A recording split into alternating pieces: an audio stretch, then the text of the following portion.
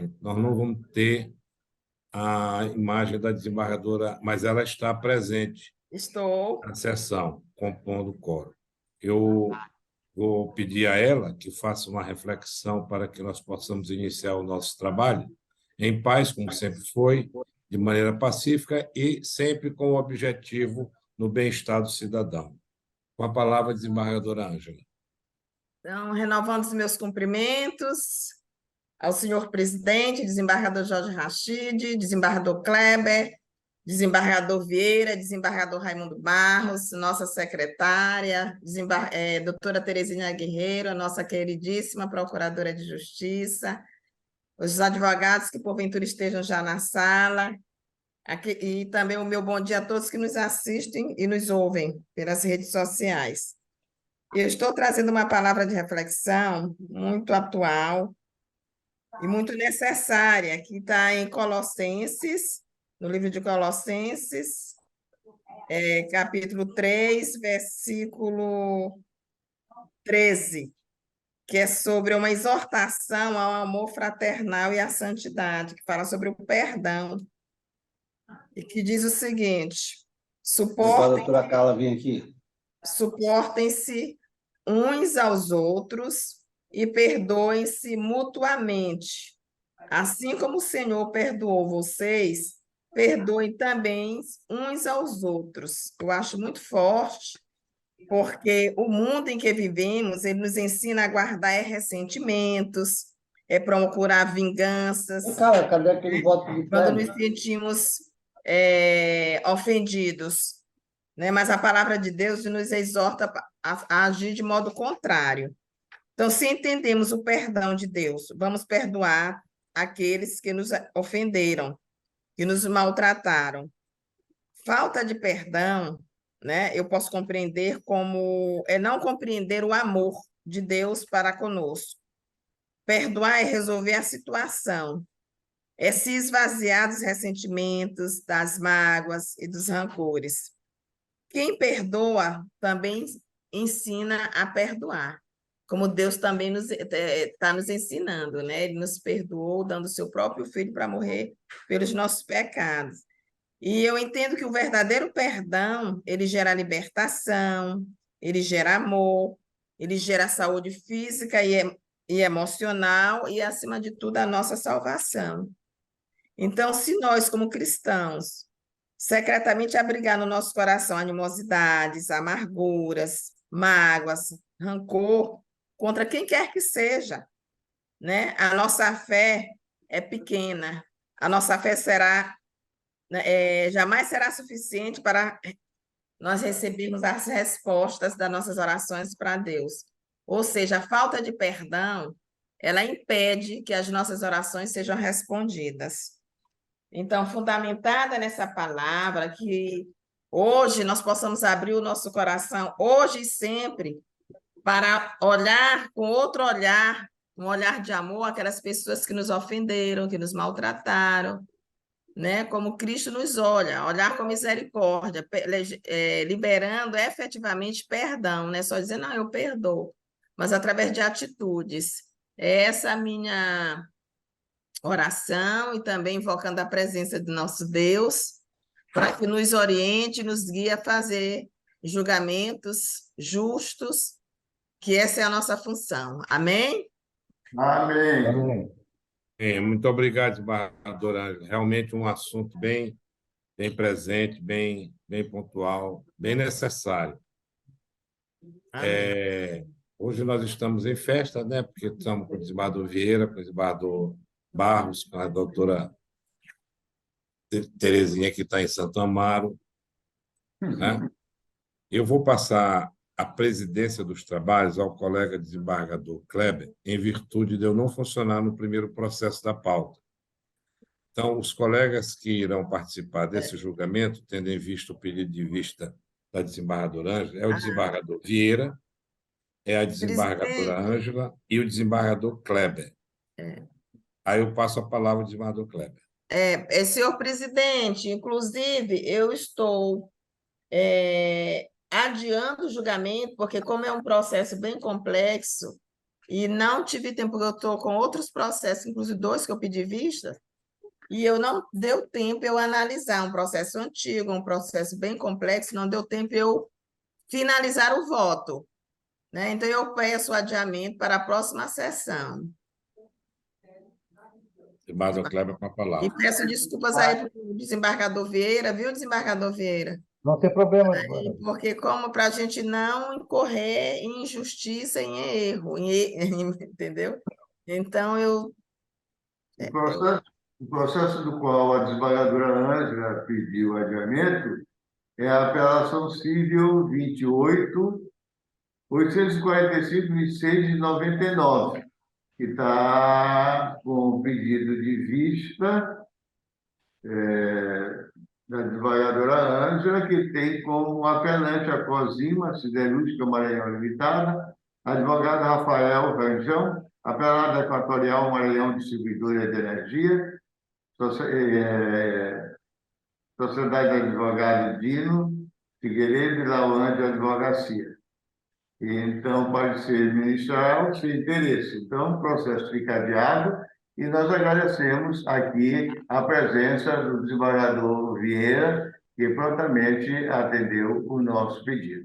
Obrigado, desembargador Vieira, e o senhor querendo continuar aqui conosco, é sempre um prazer. Agora, Agradeço a todos, desejando um bom trabalho, uma boa sessão e até a próxima. Um abraço. obrigada, desembargador Vieira. E vai... Eu passo a palavra novamente ao desembargador presidente. Em homenagem à presença do desembargador Barros, que, aliás, por ser mais antigo do que Vieira, teria sido a preferência do desembargador Barros. Mas Barros é um amigo, não vai levar em consideração essa questão. Então, eu sou o relator do segundo processo da pauta, e ele foi suspensa a conclusão em virtude do pedido de vista do desembargador Kleber.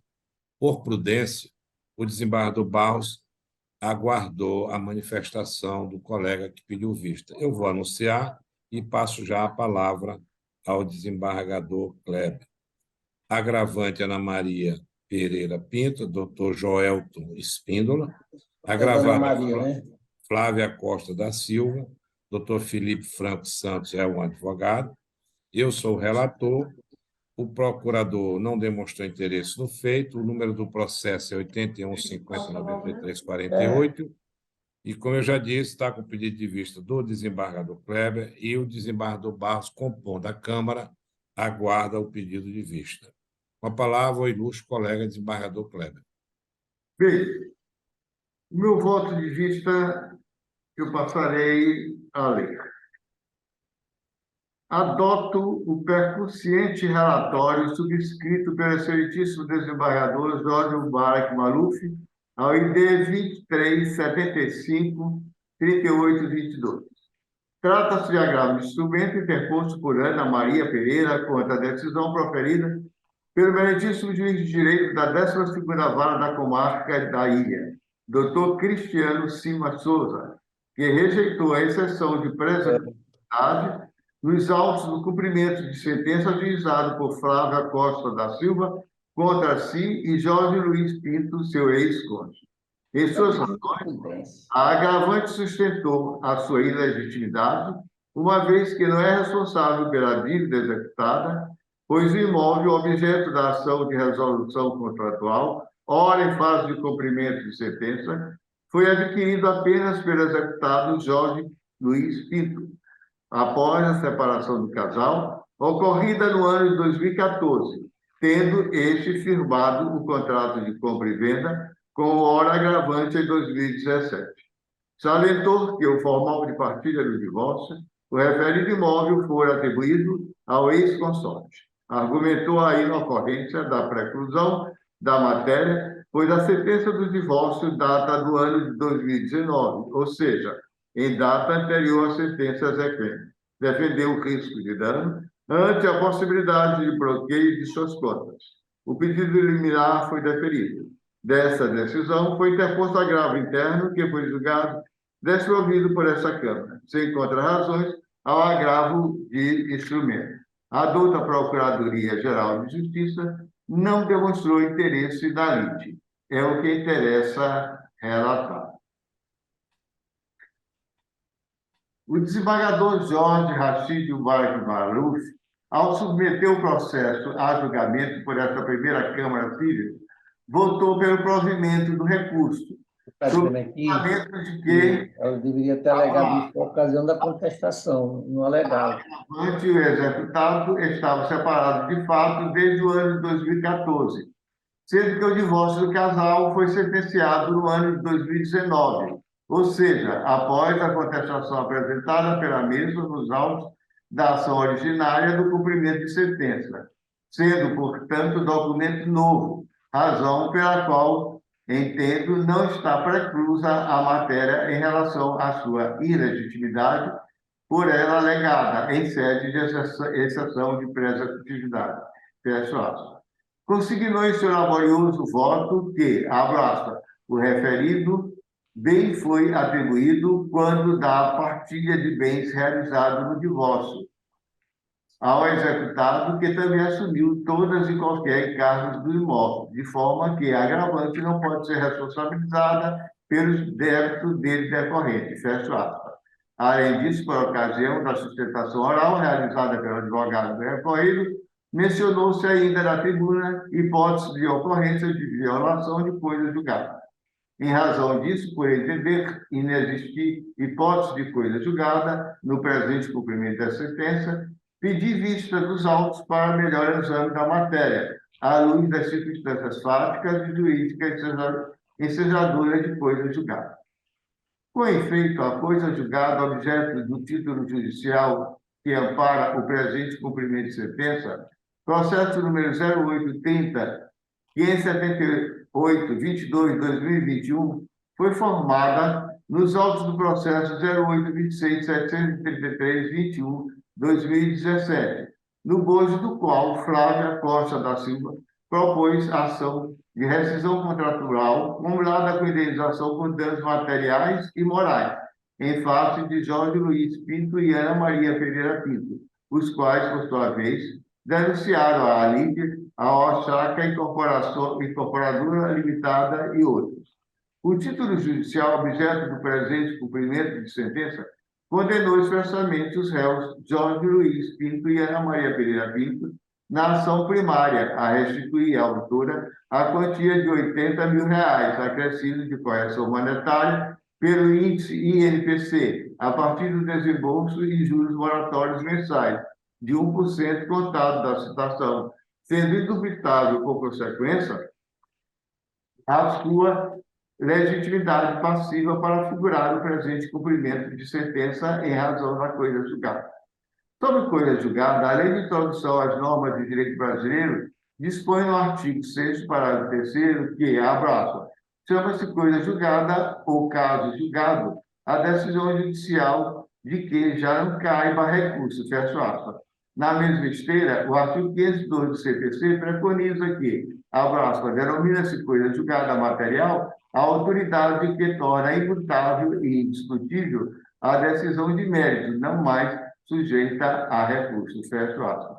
Assim, importa anotar que tal instituto decorre da prestação jurisdicional efetivada pelo Estado, possuindo, por conta disso, dois pilares básicos para proteger a prestação jurisdicional contra infindáveis questionamentos atribuídos segurança jurídica às decisões proferidas. É notariamente por este motivo que a coisa julgada tem como efeito elementar a capacidade de revestir as decisões judiciais das quais não caibam mais recursos, no manto da imutabilidade e indiscutibilidade referente à questão decidida.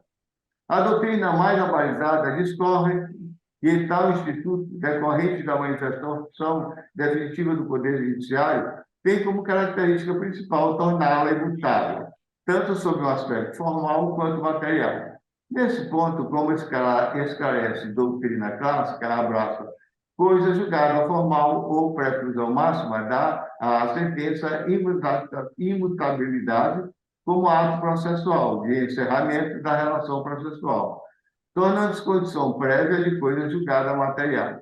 Pode-se dizer, então, que a coisa julgada formal é, ao mesmo tempo, o resultado da inadmissibilidade de qualquer recurso e o fato impeditivo da substituição de uma sentença por outra decisão proferida em seu lugar. Fecho aspas, de Humberto Teodoro Júnior, curso de Direito Processual Civil.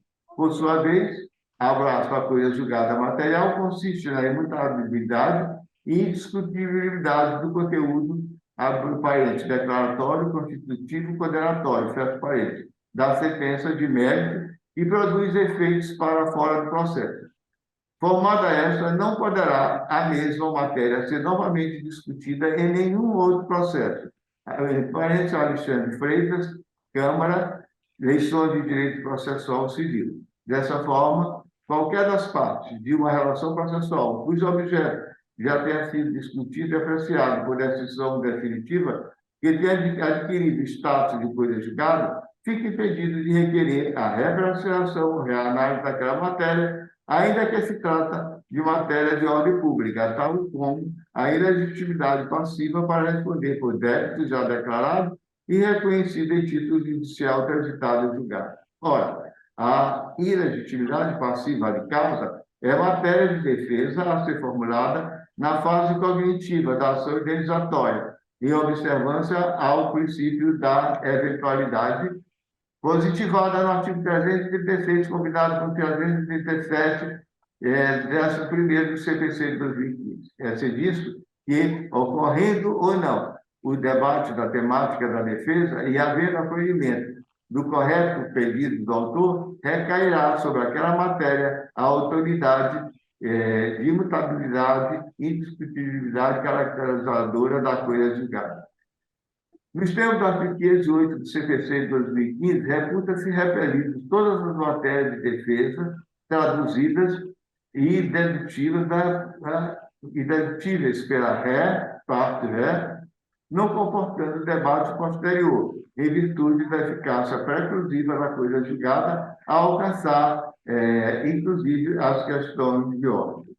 Neste sentido, eu trouxe no meu voto o agravo interno, no agravo de recurso especial, processual civil, prescrição, ação declaratória, admissão da fase de cumprimento de sentença, impossibilidade, orientação jurisprudencial, deste Superior Tribunal de Justiça, decisão agravada, onde está bem esclarecido que, ocorrendo o trânsito julgado da sentença declaratória, surge a eficácia preclusiva da coisa julgada, impedindo o conhecimento até mesmo das matérias de ordem pública, como a prescrição na fase do cumprimento da sentença. Isso se encontra no agravo interno, no resto 1749/877, Goiás, do ministro Paulo de Tarso Santos Severino, julgado em 25 de 11 de 2021. Trago ainda em meu voto, vista, o inteiro teor da jurisprudência do ministro Gugel de Farias, no RESP 1516. 158, Minas Gerais, julgado em 11 de 6 de 2019. Logo, considerando a ilegitimidade passiva ad causa, constitui matéria de defesa a ser debatida na fase da demanda. Afigura-se intransponível a barreira da coisa julgada e sua eficácia preclusiva, a impedir a sua rediscussão na fase do cumprimento de sentença. Assim tem decidido os tribunais pátrios. Nesse sentido, trago uma gama de jurisprudência nas quais destaco a manifestação da relatoria do ministro Antônio Ribolin no agravo de instrumento do Tribunal de Justiça do Estado de São Paulo, da 31ª Câmara de Direito Privado, publicada em 20 de 4 de 2021, no qual me permito ler apenas uma parte do item 4, que eu grifei. Segundo a norma do artigo 779 do CPC, é legitimado passivo o devedor, o reconhecido como tal no título executivo. A ilegitimidade que se pode alegar, no caso, é aquela que decorre de a execução ser dirigida a pessoa diversa daquela indicada como devedora do título. Trago também do Tribunal de Justiça de Minas Gerais, da relatoria do ministro João Câncio, no agravo de instrumento por ele proferido em 25/8/2020, neste mesmo sentido, da qual me permito não fazer a leitura para não tornar-se cansativo, porque trata-se do mesmo assunto. Ainda nesse mesmo sentido, também eu trago do Tribunal de Justiça do Paraná, aqui é da relatoria do desembargador Francisco Eduardo Gonzaga de Oliveira, do julgamento em 29/5/2013. E concluo também com outro do vindo já do Tribunal de Justiça do Rio Grande do Sul, que tem como relator Ricardo Torres Erma, que é a data de julgamento 17/12/2015, também no mesmo sentido. Tecidas as considerações precedentes, reportando-se a análise do caso em tela, constata-se que as questões discutidas nesses autos já foram alvo de pronunciamento judicial, afastando-se a discussão ou análise da matéria, diante da ocorrência de coisa julgada. Logo, o fato de Ana Maria Pereira Pinto, ora agravante, ter alegado nas razões do presente recurso de agravo de instrumento, que já estava separado de fato do seu ex-cônjuge, Jorge Luiz Pinto e Ana Maria Pereira Pinto, desde o ano de 2014, não tem o condão de desconstituir a sua legitimidade de causa, e, notadamente, a responsabilidade pelo pagamento da dívida, já reconhecida na fase de conhecimento. Ao revés, tal informação apenas reforça que, por ocasião da apresentação da contestação, ocorrida em 12/9/2017, ID 7846-313, na ação número 08-26-733-21/2017, tal matéria de defesa já poderia ter sido alegada, atraindo com muito mais razão a incidência do artigo 508 do CPC, segundo o qual, abraço até citada em julgada a decisão de mérito, consideração deduzidas e repelidas todas as alegações e as defesas que a parte poderia opor, tanto ao acolhimento quanto à rejeição do pedido. Fecho aspas. Por essa razão, não há como julgar procedente a pretensão da parte agravante em discutir questões relativas à ilegitimidade passiva, por se tratar de matéria defesa dedutível em fase de conhecimento, como tal, por si mesmo confessada, tendo em vista a respectiva decisão já transitada em julgado. Nesse sentido, eu trago o resto 19.90.562 de São Paulo, da relatoria do ministro Marco Aurélio Belize, da terceira turma, onde ele, no caso, enfatiza que a matéria de defesa deduzida, estou lendo apenas a parte grifada, ou deduzida em fase de conhecimento, fica albergada pela autoridade da imutabilidade e indiscutibilidade caracterizadora de coisa julgada e sua eficácia preclusiva, nos termos do artigo 508 do CPC de 2015, correspondente ao artigo 474 do CPC de 1973, ainda que, porventura, de caráter congênite, sendo insuscetíveis de discussão em sede de cumprimento de sentença, tal como a nulidade da fiança por ausência de vênia conjugal. Fecho aspas. Sobre a possibilidade de rediscutir questões acobertadas pelo manto de coisa julgada material, trago a colação em certo do elucidativo voto exarado pelo excelentíssimo ministro Luiz Felipe Salomão, no julgamento do agravo interno no resto de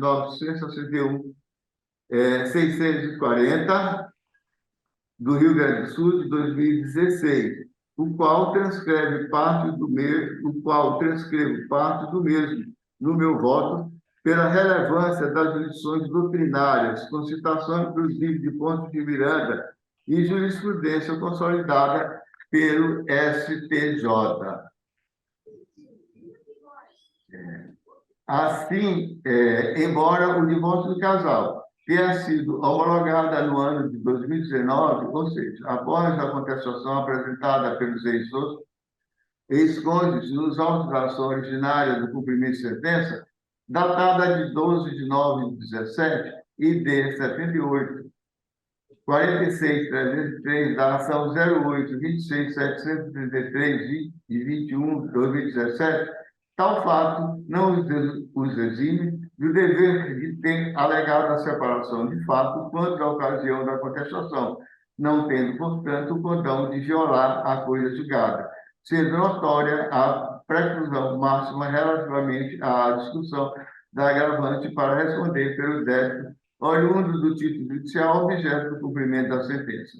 Destaco ainda que a sentença homologatória do acordo de partilha de bens oriunda da ação de divórcio 08.5018/09/2018 foi proferida em 19 de 8 de 2019, com trânsito de julgado certificado em 11 de 11 de 2019, bem como que a primeira Câmara Civil julgou o recurso de apelação civil em 08.267.33.21/2017, na sessão do dia 11 a 18 de junho de 2020, de modo que a parte ora agravante poderia ter alegado a questão de ilegitimidade passiva de causa, antes mesmo do julgamento da apelação e até por ocasião da oposição de embargo de declaração. Assim, tem-se que a parte teve diversas oportunidades de alegar sua suposta ilegitimidade, mas não o fez, restando notariamente preclusa essa questão. Desse modo, embora a agravante afirma que não mais possui relação com o imóvel litígio, em função da homologação do acordo de divórcio e partilha de bens, e, consequentemente, não ser parte legítima para integrar o polo passivo do cumprimento da sentença em questão, ouvida-se que, em verdade, o dever de pagamento não decorre da titularidade do imóvel, mas sim do título judicial transitado e julgado, o qual reconheceu a sua responsabilidade ao pagamento da indenização. Ação número 08.26.733.21 de 2017. Vale destacar que o acordo sobre os bens patrimoniais do ex-cônjuge objeto de homologação judicial na ação de divórcio, que atribui a Jorge Luiz Pinto a posse e responsabilidade do imóvel que deu origem à ação indenizatória, processo 08.26.733.21 de 2017, não exime a agravante da responsabilidade oriunda do título judicial transitado em julgado. Isto porque, segundo o teor do artigo 506 do CPC, abraça a sentença para as coisas julgadas às partes, entre as quais é dada não prejudicando terceiros, de modo que não é possível admitir que o negócio entabulado entre os ex-cônjuges prejudique terceiros beneficiários de título judicial albergado pelo manto da coisa julgada. Ante exposto, nego o provimento ao presente agravo de instrumento para manter incólume a decisão recorrida. Esse é meu voto, senhor presidente. Desembargador Barros.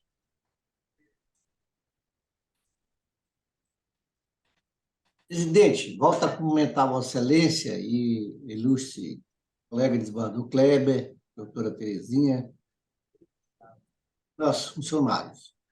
Presidente, pedindo venha a Vossa Excelência, que é o relator, eu recebi o voto do desembargador Kleber aqui com antecedência e vou acompanhar o voto do desembargador Kleber. É como voto. Então, por maioria de votos, é dado provimento, né, desembargador Kleber? Sim.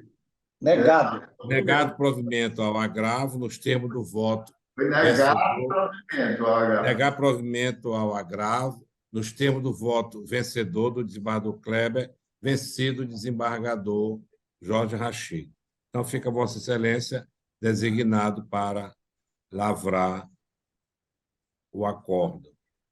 Vamos para o desembargador Barros. É esse o processo que nós temos com o senhor. Muito obrigado pela sua presença. Sempre. Exponha. Vossa Excelência é um colega que eu tenho o maior apreço e respeito pela sua imparcialidade, decência, humildade Isso é uma característica, além da lhaneza, a sua humildade e respeito a todos os colegas. Tudo bem. Um abraço, dispõe. Deus o proteja sempre, tenha um bom dia e boa estada nos Lençóis. Vamos para a doutora Valéria. O último da Desembargadora Ângela. Sim, diga. agravo interno na apelação civil de relatoria do desembargador Kleber. Tem duas sustentações. Em agravo interno? Que agravo interno na apelação civil, né? Meu despacho Guanabara, não é isso? Desembargador Kleber, para presidir a sessão, relatar, conduzir todos os atos. Por favor. Então, nós temos aqui o agravo interno. Só um minutinho, desembargador. A desembargadora Ângela está na área? Atenção, desembargadora Ângela. Estou, presidente. Apareça na sessão Estou. espírita. Aqui, desembargadora Ângela, trata-se do agravo interno na apelação civil Só um minutinho, desembargador Kleber. Volto a repetir de que a desembargadora Ângela está presente na sessão, muito embora por um defeito técnico não está aparecendo na tela, mas ela está atenta ao julgamento. Apenas Com para deixar bem certeza, consignado. Desculpe, desembargador Kleber. Estou aqui, que fique consignado, como bem Vossa Excelência está determinando, Muito né, para bom. não alegar defeito técnico. Exato. Doutora Débora. Bom dia a todos. Eu vou anunciar a referência do desembargador Jorge Artigo, permissão dele, o agravo interno na apelação civil número 0800-453, 29/2019, que tem como agravante Expresso Guanabara S.A. Advogado Márcio Rafael Gazinho. Agravados Ana Clara Souza Rodrigues e Ana Gabriele Souza Rodrigues, representado pela sua genitora Bernardina Souza Costa. Advogados Josilene Câmara Calado, José Rigolar Pacheco Calado Júnior. É da minha relatoria. Ambos os advogados vão fazer sustentação ou... Doutora Débora, a outra parte não entrou. A outra parte não entrou. A doutora Débora está representando quem? Estou representando a Expresso Guanabara, Excelência. A Expresso Guanabara. Muito bem, doutora Débora. Posso iniciar? Não, eu vou fazer primeiro o relatório, certo? Certo.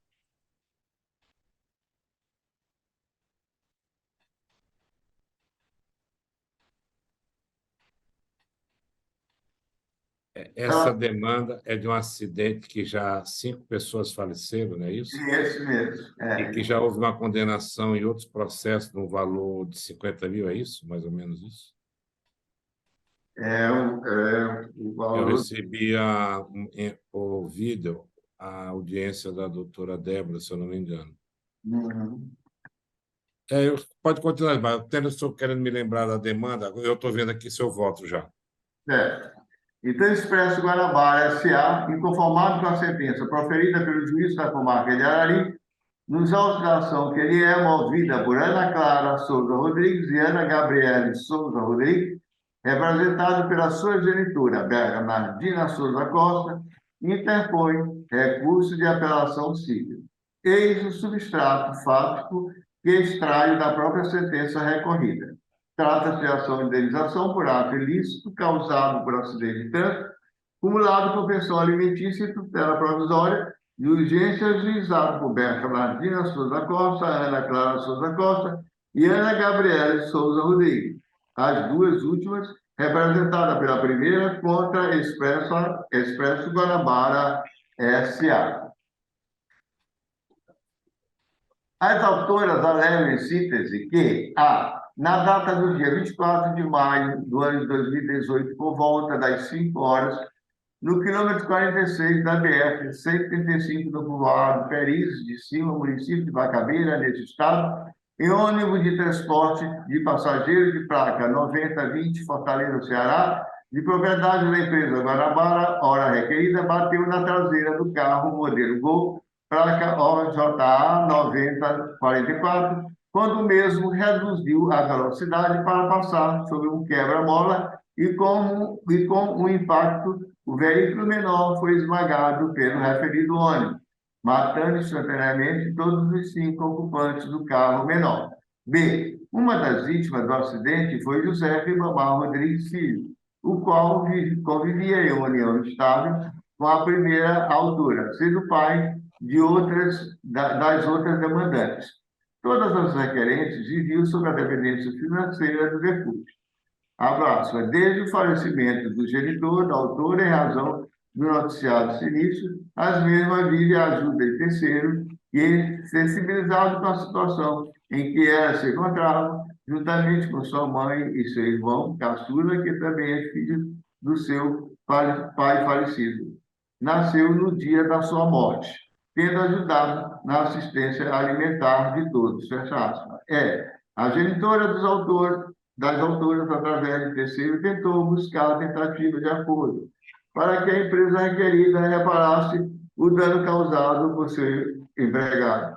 O motorista que dirigia o ônibus que causou o acidente e, consequente, todas as mortes, mas não logrou êxito, restando somente se socorrer do Poder Judiciário para verem reparados os danos causados pela empresa ré, a despeito da falta de conclusão do inquérito policial. O responsável pelo acidente foi o motorista da requerida. Por esse motivo, postula a concessão de tutela provisória de urgência para a fixação de alimentos provisórios, no mérito pugnário pela condenação da ré ao pagamento de indenização por danos morais a título de alimentos até que cada menor complete 25 anos.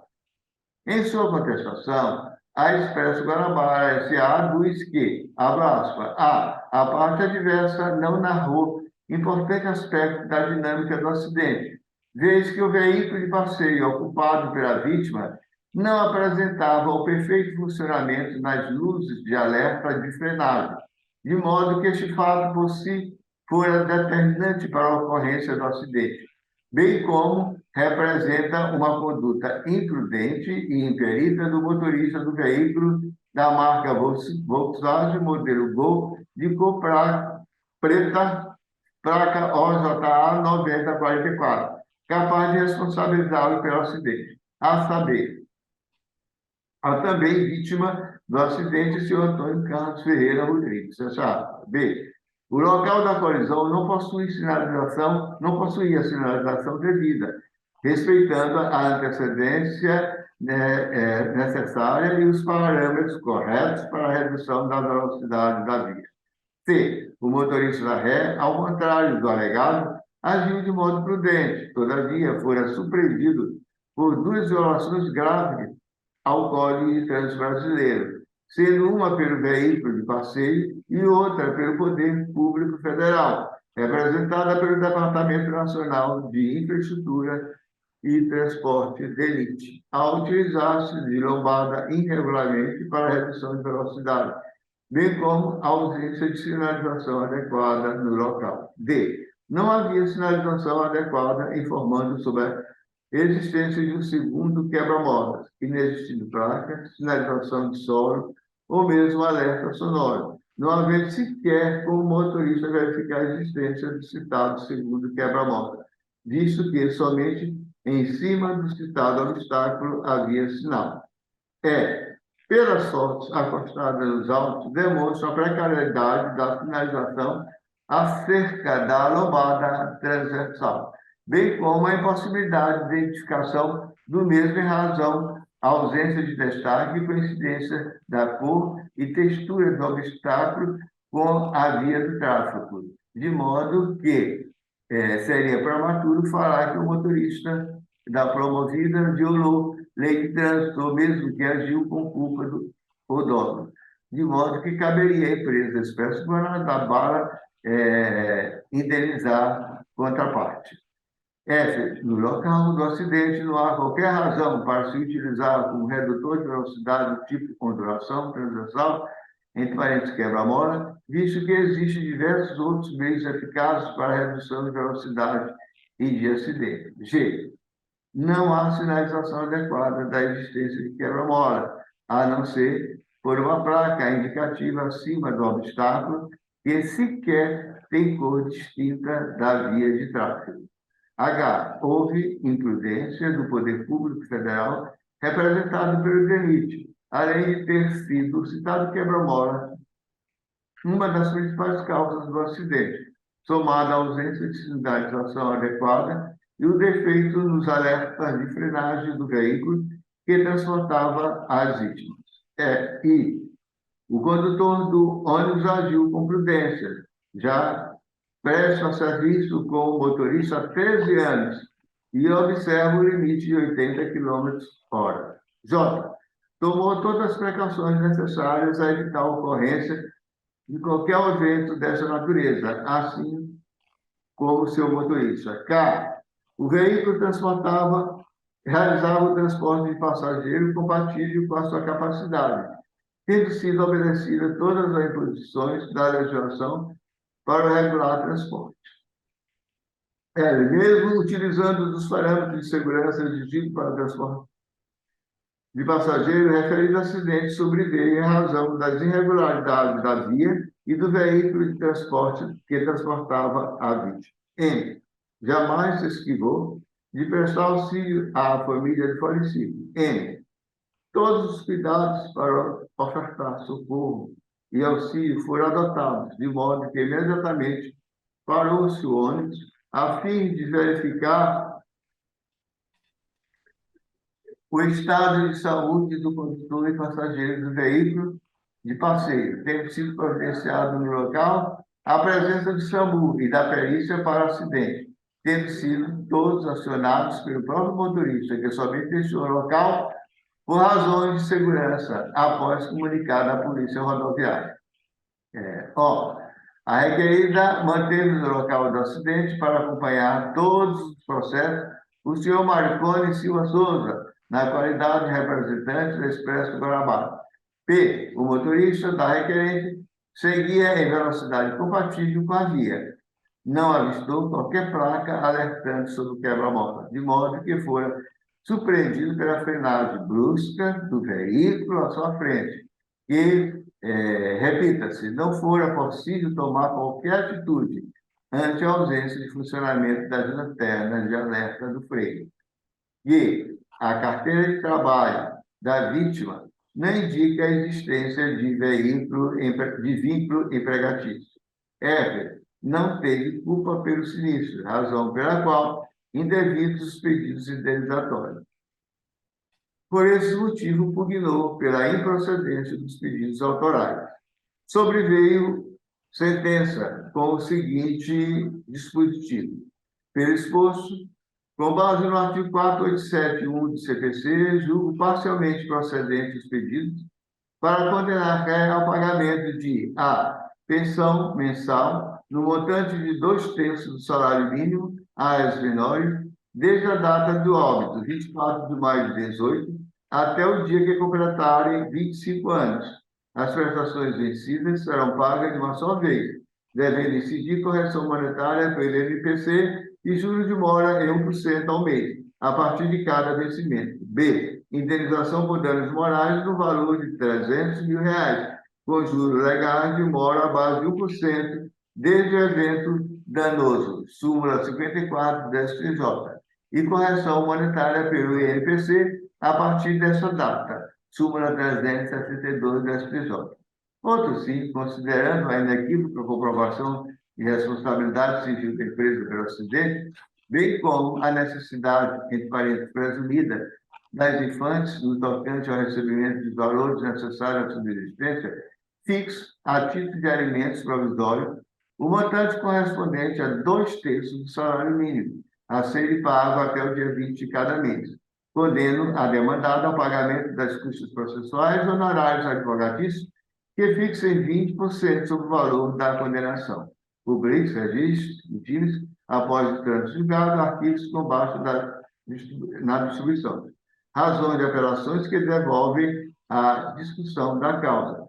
Quanto às razões apresentadas, neguei provimento ao recurso, sobreveio agravo interno, para trazer ao conhecimento do colegiado, contraditório recursal realizado. Assim faço o relatório e peço pauta. Pedi pauta, então concedo agora, após a leitura do relatório, a palavra à advogada Eva Agravante, é isso? Da Expresso Guanabara, que terá o seu tempo previsto em lei, declinando o seu nome e a sua OAB para início dos seus trabalhos. Bom dia, excelências. Bom dia, Ministério Público, secretária. Eu chamo Débora Parente Rocha, OAB 21861, Ceará. Agradeço pela disponibilidade, agradeço à secretária por ter atendido o meu pedido de prioridade para sustentar oralmente, porque eu estou já estante.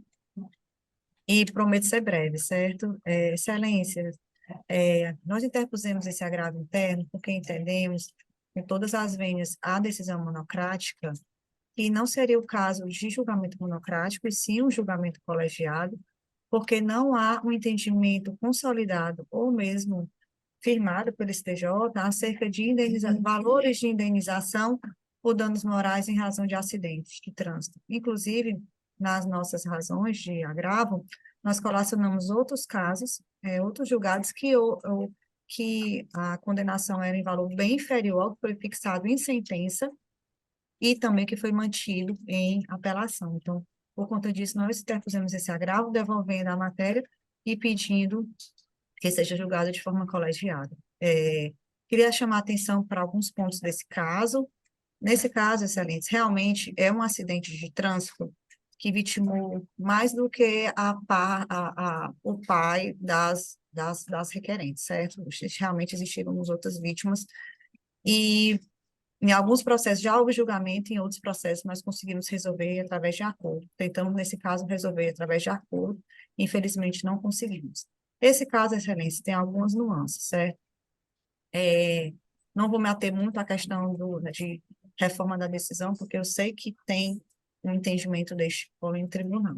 Nesse caso, excelência, o motorista da Guanabara, ele estava dentro dos limites de velocidade, não há nenhuma informação desse excesso, se tratava de um motorista experiente, e a sinalização da estrada ela é muito precária. Era na época, ainda é. Inclusive, na nossa apelação e nas razões de agravo, nós colacionamos notícias da época informando isso, que não foi o primeiro acidente ocorrido lá. A lombada, onde aconteceu o acidente, porque foi uma frenagem abrupta, em que o nosso motorista, infelizmente, não conseguiu frear a tempo, é uma lombada sem nenhuma sinalização. Ela tem a mesma cor da estrada, e a placa que indica essa lombada, ela é em cima da lombada, então não houve nem sequer o atendimento às regras de trânsito, da distância mínima da placa. Então, a gente entende que todas essas nuances devem ser observadas, inclusive para uma eventual dosimetria de penalidade de danos morais. Nesse caso, excelência, eu sei que não está nos autos, mas eu vou informar, porque é uma questão até de matéria de ordem pública, assim eu entendo, que a vítima que está sendo tratada nesse caso, ele também tinha uma esposa, certo? Porque a Bernardina, no caso, era uma companheira dele, com 2 filhas menores, e ele também tinha um esposo com quem ele era casado, e tinha outros filhos. Então, a depender do valor que sempre fique fixado de danos morais, fica uma conta exorbitante para a empresa. E eu queria também destacar aqui, excelência, que foi fixado honorários de 20% já em sentença, sendo que esse processo, entre o ajuizamento e a decisão, ele tramitou um ano, cerca de um ano. Então, a gente entende que esse valor, já se partir de 20%, é um valor exorbitante, sem querer desmerecer de forma alguma o trabalho do colega. Da mesma forma que a gente entende que o valor de R$100 mil igualmente é exorbitante, porque acabou numa condenação em um único processo de R$300 mil que ainda será atualizado, levando ainda em consideração, excelência, as nuances do caso, que se houve alguma responsabilidade do motorista da Guanabara, não pode ser desconsiderado também uma responsabilidade do poder público uma falta de sinalização que causa acidente todos os dias. E, por fim, para concluir, eu queria levantar um ponto muito relevante, Excelência, que esta turma julgadora, em um caso idêntico ao que a gente está debatendo aqui, o mesmo acidente, foi o mesmíssimo acidente, porque esse acidente não vitimou só o pai das requerentes. Um outro acidente também que vitimou um pai de uma criança de 5 anos à época, a sentença condenou no valor de R$ 49.900 a título de danos morais. Houve uma apelação por ambas as partes e esta turma julgou. No caso, o processo é o 085-8003, dígito 29 de 2018, de relatoria do excelentíssimo desembargador, Dr. Jorge Rachid. Quem estava participando desse julgamento era também o excelentíssimo desembargador Kleber Costa, que é o relator desse caso, e também a excelentíssima desembargadora Ângela Maria. Nesse caso, foi entendido no voto do excelentíssimo desembargador Jorge Rachid, que foi acompanhado pelo excelentíssimo desembargador Kleber e a excelentíssima doutora Ângela, que o valor de R$ 49.900 era, sim, um valor suficiente para reparar o dano, inclusive apresentando, no caso, alguns julgados que confirmavam o valor, que o parâmetro estava dentro do razoável, foi julgado, apresentado, inclusive, julgados do STJ. Então, o que se pede, excelência, é que seja dado provimento ao nosso agravo interno para, pelo menos, reduzir essa condenação nos parâmetros já decididos anteriormente e também reduzir os honorários advocatícios, como dito. Partindo já de 20% de uma sentença, entendemos que seja exorbitante. Pedimos que seja reduzido para 10% os honorários e pedimos também a redução dessa condenação. Lembrando, excelência, assim, reforçando, que essa vítima também tinha um outro filho menor de idade, também tinha uma esposa, e vai acabar, se ficar sendo mantida essa condenação exorbitante, vai ficar uma conta muito grande para a empresa. A empresa, ela tem responsabilidade, nós tentamos fazer acordo nesse caso por várias vezes, inclusive em sede de cumprimento de sentença provisória, nós tentamos, sendo que a outra parte, além de pedir 2/3 de pensão para cada filho, não só para os dois, para cada filho, ainda pediu honorários sucumbenciais em cumprimento de sentença e também pediu os alimentos desde o óbito e não desde a sentença. Uma conta que foi calculada pela Secretaria de R$ 20.000 virou uma conta pela Sequente de mais de 90 mil e representou um bloqueio de R$ 500.000 para a empresa. Então, a gente pede atenção para esse caso. A empresa tem responsabilidade social, esse acidente decorreu mesmo de várias nuances, e peço venha para reforma do acordo, da decisão monocrática do excelentíssimo desembargador, para dar provimento, para reduzir, pelo menos reduzir essa condenação e reduzir os honorários, tá? Agradeço e fico na guarda da decisão. Pois não, doutor, eu passo, o advogado da outra parte, se encontra presente? Não entrou, desembargador Kleber. Então, eu passarei a Desembargador Kleber, Pois não. é só um detalhe, apenas também para poupar. A questão do acidente em si já está mais do que caracterizado de que há, sim, a culpa da empresa, né? Quanto a isso, o fato em si já está, até não foi nem discutido, houve uma culpa indireta do Estado ou da União com relação ao... Mas ficou caracterizado, de qualquer maneira, que a empresa vai ter que indenizar. Ela colocou, doutora Débora, ela já havia me dito isso, por videoconferência e no memorial, desse valor de R$ 49.000 que nós... Eu pergunto a vocês vai manter o valor de 100 mil ou vai chegar... Porque é no mesmo... Eu chequei a informação dela, existe esse acordo, eu sou o relator, e o valor ficou realmente em 49 mil. Quer dizer, viu, doutora? Eu chequei, doutora Débora, apenas por checar, mas eu acredito na sua palavra, ditei. Então, eu pergunto, vocês vai insistir no valor do 100 ou vai deixar como nós já julgamos anteriormente? Porque esse é o ponto fulcral da demanda, não é esse? Sim, desembargador, A controvérsia, né? eu tô aqui confirmando o inteiro teor da sentença, né? Negando provimento ao recurso, né? Então, mas a gente, se a Câmara, eu sou uma pessoa muito compreensiva, se a Câmara acha que a gente pode fazer uma diminuição, não tem problema nenhum. Não, o que é importante ressaltar é de que, no mesmo acidente, ela traz a colação, no mesmo acidente, eu, como relator, e nós dois, nós três, eu, o senhor e o desembargador Ângelo, nós aplicamos a condenação de R$ 49.900. A controvérsia reside nesse ponto? É É só isso, nesse doutora ponto. Débora? É porque a culpa já está clara de quem foi da Não está se empresa. discutindo, não Não sei. está mais se Excelência, discutindo se me permite, eu também levantei o ponto de controvérsia dos honorários. No voto também do excelentíssimo desembargador Jorge, ficou arbitrado em 15%, certo? E nesse, a sentença já fixou em 20%. Então, nós pedimos também Doutora Débora, redução. eu peço à senhora que não interrompa na hora da votação, tá bom? Eu agradeço a sua intervenção, mas Perdão, excelência, porque a doutora Ângela questionou, me questionou. não, Me mas aí perdoe. o desembargador Kleber, iríamos alertar para isso também. Esse é outro ponto. Nós estamos Perdão, muito excelência. discutindo aqui. Não, tudo bem, só para... Porque às vezes a gente fica confuso com relação a quem está falando. Não tem por que perdoar, não há dano. Com certeza, com certeza. Então,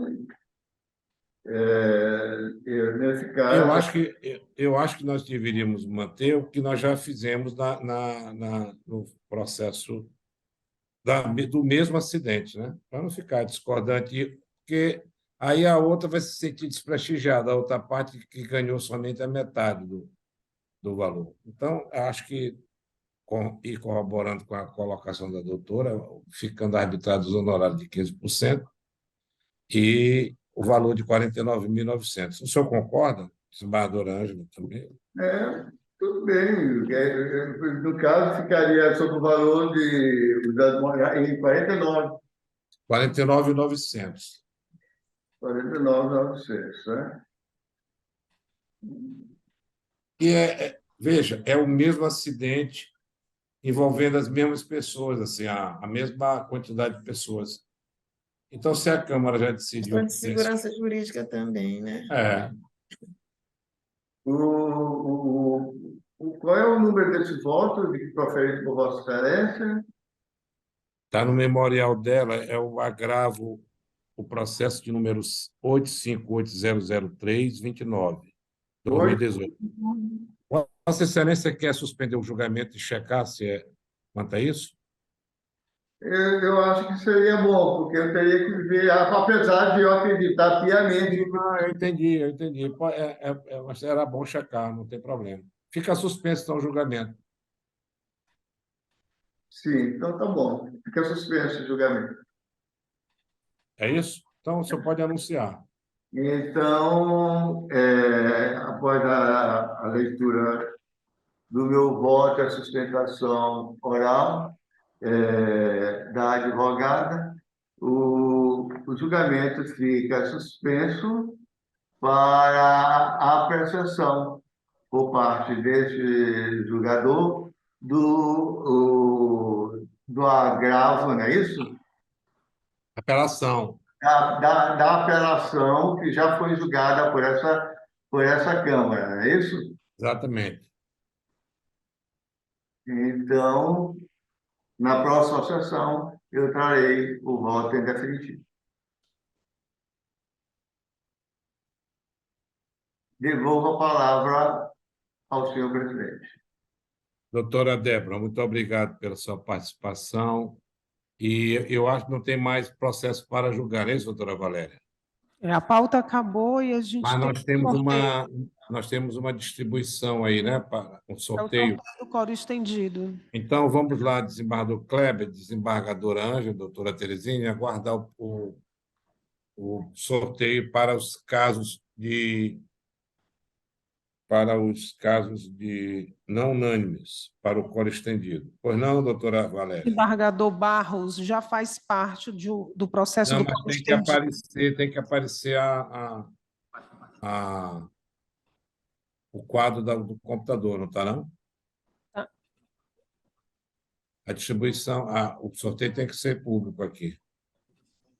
Isso. Se saiu o nome do desembargador Barros, aí eu sorteio outro, né? Não entendi.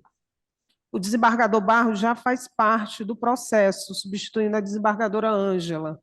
Aí, se saiu o nome dele, eu chamo Não, mas outro. não. Se ele faz parte do processo dos 3 embargadores, ele não pode ser do quórum estendido. Sim, se sair o nome deles, é para ver outro. Isso, exato. Isso. Bem raciocinado. Primeiro desembargador Bogeia. Perfeito. Segundo desembargador Tairone. Perfeito. Então, você fica, Suplente. secretária, fica O suplente é a desembargadora Nelma. fica a doutora Valéria designada para intimar os colegas para a sessão que vai ser designada. Na próxima sessão, talvez, não sei, né? Quando for publicado. Não é isso? Isso. Então, anunciando, fica desembargador Bogeia, desembargador Tairone e, como suplente, a desembargadora Nelma. Não tem mais nada a ser tratado, então, pode Não, tirar senhor. esse quadro, doutora Valéria. Tire o quadro. Colegas, desembargador Kleber, desembargador Ângela, doutora Terezinha, doutora Valéria, advogados que nos escutem, assessores, nada mais havendo a tratar, eu declaro encerrada a sessão de hoje, cumprimentando a todos, fica sempre a saudade, mas a gente se rever na próxima semana, com certeza.